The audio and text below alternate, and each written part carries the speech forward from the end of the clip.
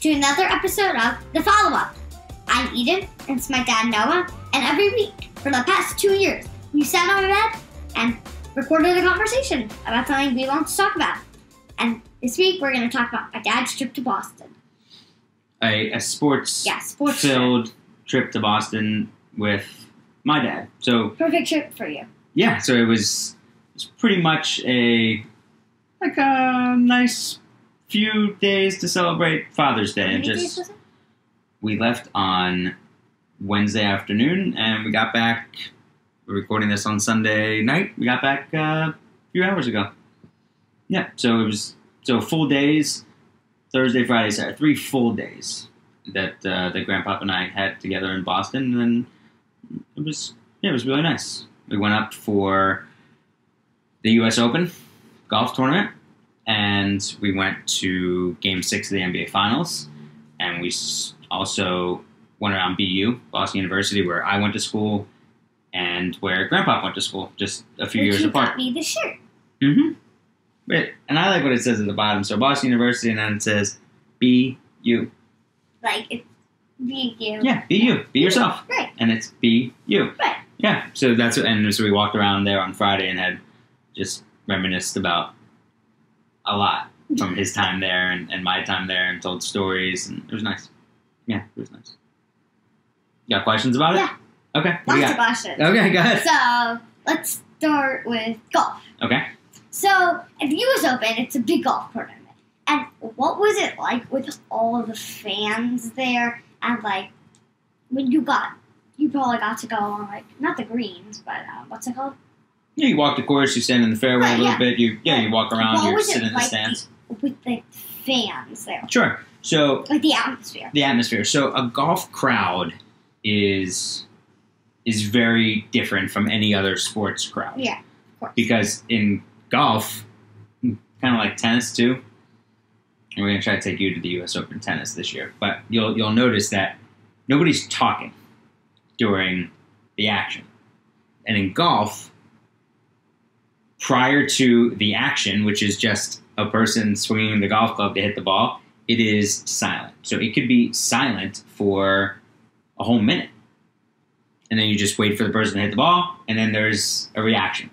Yeah. So what is funny is that, people hold in sneezes because they don't want to interrupt the golfer.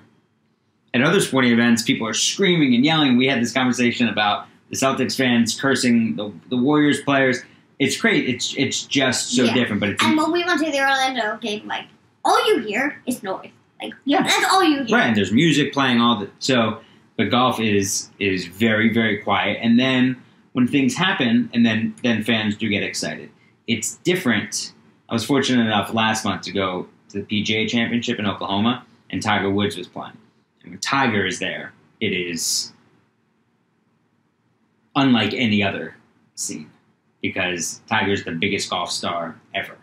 And so when there's a Tiger crowd, it's a no pun intended, but there's a roar to the crowd, and everyone's always calling his name right after he hits a shot, right before it's wild. This atmosphere was a little bit more subdued, actually, than I even thought it was going to be. And we went there 2 days. We went Thursday and Saturday. What day would you say was the better day? It was less crowded on Thursday, that's for sure. So... Or which one did you think that you, today, did you think that you got the best experience? It's a good question, but I couldn't tell you what, in terms of experience, they were both equal. They're both great. And we got to walk around to different holes, and you sit in the stands. Some holes have stands, some don't. So you stand around the green, you watch players sometimes hit their tee shot, sometimes putt, sometimes hit their second shot, and... So we probably saw, maybe saw shots on maybe 12 of the 18 holes, and it's a beautiful, beautiful golf course, a lot of people, and a good atmosphere. If something big happens, how do you think not how do you think, but how do the fans react? Oh, how do they act? Like, if something big happens, how do they react? Because because it's still golf and it's not basketball or football or something Right, like that. When something great happens, there's a huge round of applause. People might stand up, cheer, and the golfer might give a fist pump or something. So yes, there is a big reaction when something bad happens.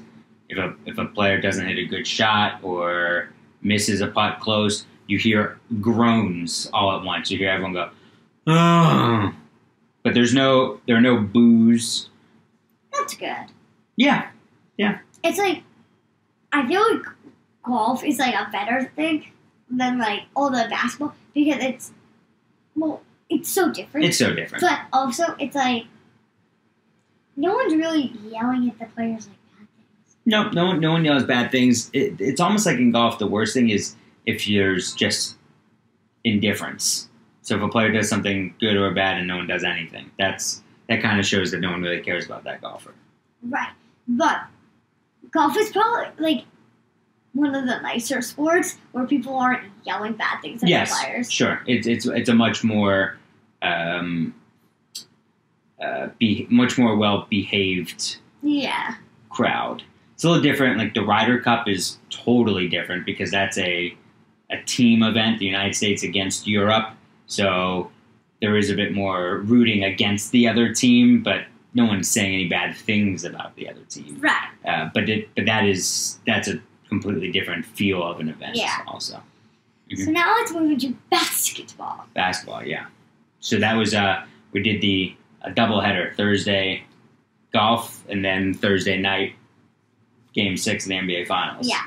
So how were the Boston Celtics fans acting when they lost? Okay.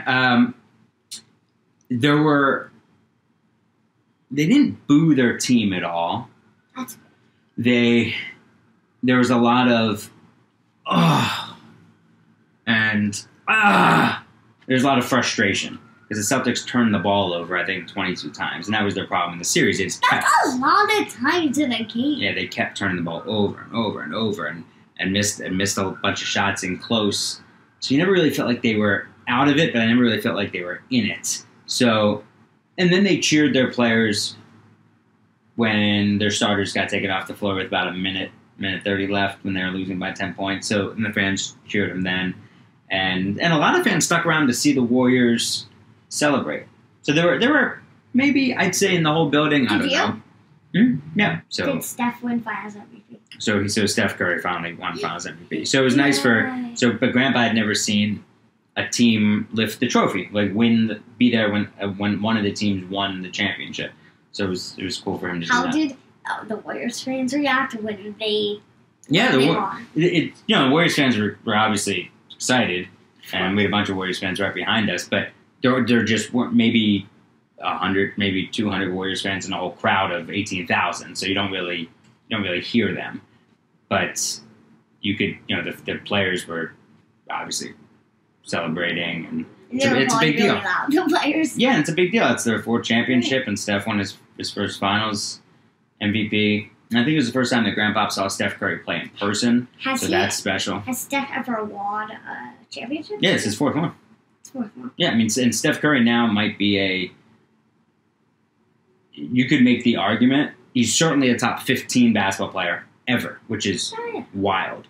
But you can make the argument that he's a top 10 player now. I mean, it is the fact that Steph Curry, when you look at pictures of him from back in 2009 to where he is now, it's really spectacular. What do you mean by? He was like a stick figure. What do you mean with stick? Yeah, he just wasn't that strong. He was a great shooter, but he got hurt a bunch, and now look at him. Right. Yeah, and now look at him. Yeah, but overall, it was really, really nice just to spend that time with Grandpa, and just we saw some other people, but also just to spend that time with Grandpa. And I ask him a lot of family questions. I ask him anything really that's on my mind that I've wanted to ask him, and get some stories from him. And I treasure that time, because that time together, and no matter at what age, but you have a different perspective of it as you get older. But no matter what, at that age, they really, really treasure that time together.